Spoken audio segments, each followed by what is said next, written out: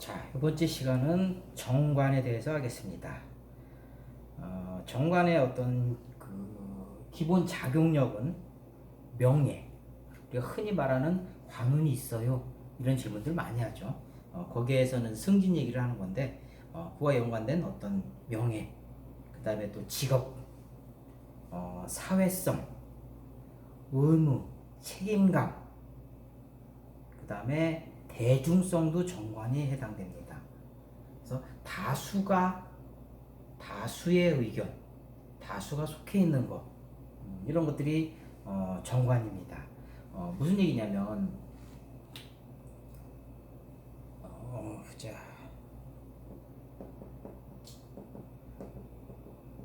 대중성인데요. 즉 사회란 얘기예요. 많은 사회의 인원 구성들이 모여서 같이 가는 모습이 대중적이란 얘기예요. 그래서 정관은 상당히 귀한 별이라고 합니다. 그래서 그 고서에 보면 정관은 절대 형충을 당해서는 안 좋다라고 표현들을 하고 있습니다. 이것이 정관의 기본적인 거고요.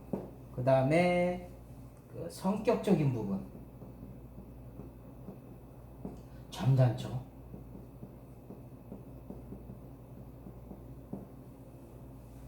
그 다음에 반듯하고, 때로는 이 정관이 좀 과하면 고지식하고, 반듯한, 다 같은 의미죠. 단정하고. 그래서 정관은 뭐예요? 옳고 그름, 점잖음, 반듯함, 원리, 원칙, 고지식, 이런 것들이 정관에 해당됩니다. 그 다음에 이제 세 번째 육친관계인데요. 남명과 여명으로 본다면 남은 자식이에요. 그래서 정관이 일간을 기준으로 한다면 나를 극하는 거, 제하는 거죠. 갑을 본다면 일간이 갑이라면 정관은 신이 되겠죠. 음간은 경이 될 거고요. 그 다음에 무토라면 을이 될 거고요. 기토라면 갑이 될 거고요.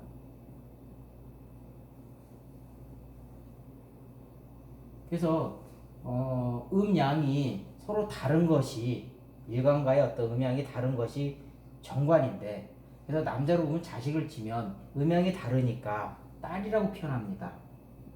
보편적으로는. 그러나 아들도 해당이 됩니다.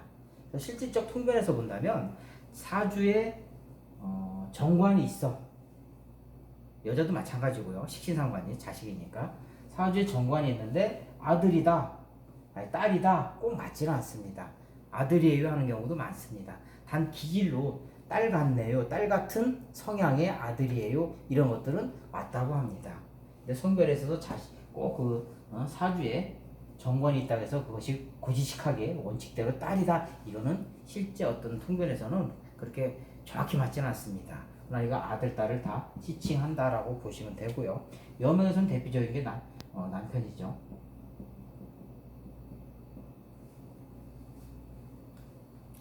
그 다음에 직장으로 하면 상사고요. 공통적이죠. 또 남편의 형제니까 시동생. 자, 이것이 정관들이 갖고 있는 기본적인 작용력입니다. 이 부분은 늘 그냥 일상적으로 외우고 있어야 돼요. 어려운 거 아니기 때문에 자꾸 반복해서 듣고 반복해서 생각하고 하다 보면 금방 익숙해지는, 외울 수 있는 거기 때문에 이런 것들은 기본적으로 좀 알고 가야 하기 때문에 이것을 토대로 이제 응용을 하는 거니까요. 여기서 이제 응용으로 들어간다면 길작용, 흉작용이죠. 음양 관점이죠. 길작용을 본다면 사람이 점잖고 반듯하고 깨끗하고 책임감이 강하고 의무감 강하고 사회성 뛰어나고 명예를 중요시 여기고 이것이 다 정작 길작용이죠. 남자로 친다면 육친관계로 본다면 자식복이 있고 상사복이 있고 여자는 남편복이 있고 상사복이 있고 시동생들 남편의 형제들 복이 역시 뛰어나고 이게 길작용입니다. 그럼 반대로 역으로 본다면 흉작용은 책임감이 없고 그 다음에 대중성이 떨어지고 남들이 다 같이 대중적으로 가는 것과 상관없이 떨어지고 의무, 책임 이런 거 아까 같은 얘기죠. 의무감이 약하고 그 다음에 성격적으로 보면 점잖지가 않아. 가만히 있으면 점잖은 것 같은데 은근히 말과 행동하는 거 보면 왜 저래? 사람이? 그러면서 점잖지 않고 역시 반듯함의 반대인 반듯하지 않고 아주 옹골지고 그냥 고지식하고 원리 원칙대로만 그냥 꼭 해갖고 유두리라는 게 전혀 없고 단정함도 역시 좋지 않고 육친관계로 간다면 흉작용이 뭐예요? 자식복이 없어요.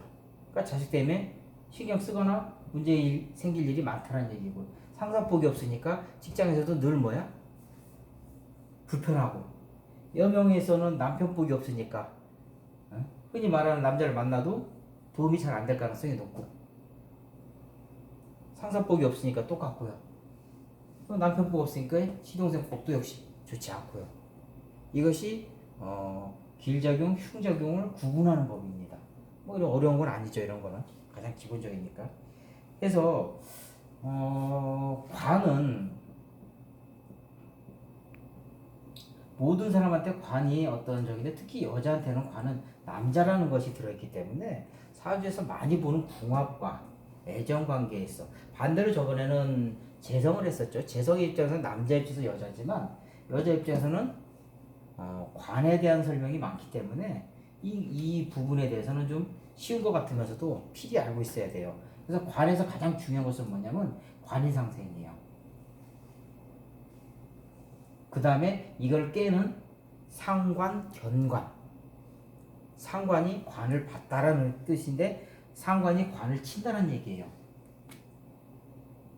이렇게 별표를 치면 여기가 비겁이라면 여기가 관자리예요. 그럼 여기가 상관자리라는 얘기예요. 상관이 관을 때림으로 인해서 관이 손상을 받았다는 얘기예요. 그럼 관을 못 쓰면 이런 아까 흉작용이 나오는 거예요. 관을 잘 쓰면 길작용이 나오겠죠. 그래서 관인 상생이 잘 되면 남자든 여자든 사회로부터 보상을 잘 받아요. 직장으로부터 인정을 잘 받아요. 상사가 키워줄 수도 있고 내가 그런 걸 또 원할 수도 있고 그런 것들이 서로 유기적으로 잘 작동을 해. 근데 관인 상생이 안 되면 상사로부터 인정을 못 받아. 회사로부터 인정을 못 받아. 답답하죠. 조직생활, 사회생활 하는데.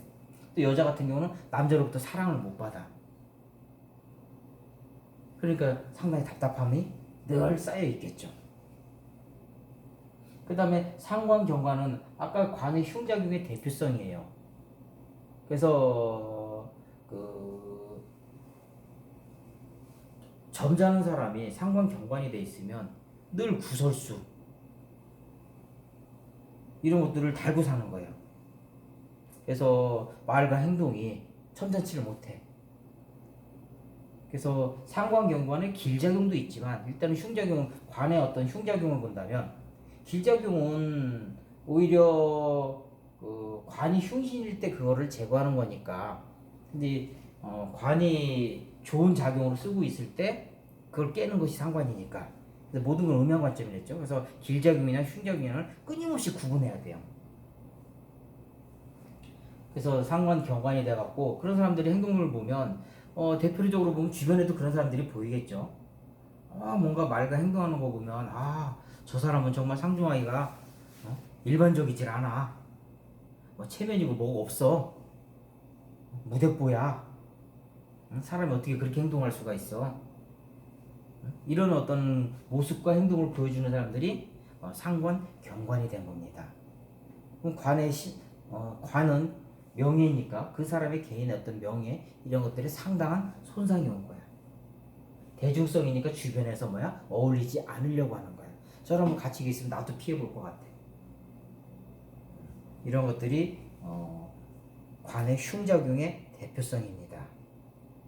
또 정관이 과다하다는 것은 과하다, 태과. 이거는 뭐냐면 정관이지만 칠살기질이 있다는 얘기예요. 편관기질이 있다는 얘기예요. 그러면 이것도 길작용이 아니라 흉작용으로 넘어가요. 그러면 너무 고지식해. 원리, 원칙, FM, 유두리가 전혀 없어. 답답하죠. 그런 사람하고 대화하면 진짜 가슴이 꽉 막히죠. 정관이 태가하면 또 이런 흉작용의 어떤 모습들을 나타냅니다. 그 다음에 이제 그 정관은 사회성이에요. 그러니까 사회성이 뛰어나. 그래서 원령이 정관인 사람들은 사회 활동을 많이 하고 사회성이 뛰어나갖고 주변에 아는 사람들이라든지 이런 게 많아요. 인맥은 비겁이 인맥입니다. 그러나 정관도 사회성이 뛰어나서 주변에 많은 사람들을 알고 있기 때문에 인맥이 포괄적으로 넓고 어떤 그런 모습을 보여줘요. 그래서 정관은 사회성이 뛰어나다, 사회활동 어울리고 이런 것들이 크다. 정관이 없으면 사회성이 떨어지니까 낯가림이 심해요. 그래서 너 한번 학교 다니거나 이럴 때 발표해봐 그러면 여관에서 숙소에서 발표를 못해요. 저는 좀 괜찮아요, 됐어요. 자꾸 이렇게 빼요. 강제로 시키고 어쩔 수 없이 하는 상황 아니고는 웬만하면 발표를 안 하려고 합니다. 근데 정관이 강한 사람들은 발표해봐 그러면 예 한번 해보죠 뭐 이러면서 자신있게 그런 것들을 밀고 나가요. 그래서 관이 있느냐 없느냐는 이런 거의 어떤 사회성과 낯가림, 대중성 이런 것과의 연결이 돼 있으니까 관이 부족한 사람들은 좀 낯가림이 심하다 이런 걸 있고, 또 여명 같은 경우는 일지의 관을 갖고 있으면 남자를 깔고 앉은 모습이죠. 네. 예를 들어 김효일주 같은 본인 같은 김효일주도 보면 남자를 깔고 앉아 있죠. 이런 사람들은 관을 깔고 앉았다는 것은 뭐예요? 남자를 무시한다라고 볼 수도 있어요. 첫 번째. 두 번째, 단둘이 하는 거예요. 일거수일투족을 내가 다 알고 있어야 돼. 그래서 남자가 밖에 나가서 뭐 회식도 하고 사회 활동을 하고 회사 다니고 이런 건 괜찮아. 근데 회사 일 끝나고 뭐 모임이 있다, 친구 만난다. 그래도 그 누구 만나는지 거기서 지금 몇 시까지 있는지 이런 것들 내가 다 알고 있어야 돼요. 그런 것들이 연락 두절되거나 이런 것이 일거수일투족이 안 들어오면 답답해요. 미치겠어요. 이런 것들이 일지관들이에요. 또 일지관들은 대체적으로 보면 다정다감해요. 그래서 이렇게 쉽게 얘기를 해도 처음 보는 사람한테도 이렇게 하면 얘기도 잘 해주고 잘 얘기를 해줘요. 그러면서 크게 부담 없이 이렇게 좀 빨리 가까워질 수 있는 그런 모습도 들어있어요. 이런 것들이 이제 남자 입장에 좀 착각할 수도 있죠. 그래서 관의 일단은 가장 기본적인 작용력은 첫 번째 명예, 두 번째 의무감, 책임감, 세 번째 사회성, 네 번째 직업, 그 다음에 대중성, 대중적이다 이런 것들이 기본적인 작용력이고요. 성격은 점잖다, 반듯하다, 단정하다, 또 고지식하다 이런 것들이 관이 갖고 있는 특징입니다. 그래서 일지관도 관을 갖고 있기 때문에 표면적으로는 상당히 점잖습니다. 본인은 좀 일지관이 아니라 일지칠살이죠. 이거는 그래서 좀 비유가 약간 틀리긴 했는데 어쨌든 그런 기질을 갖고 있어요. 관도 마찬가지예요.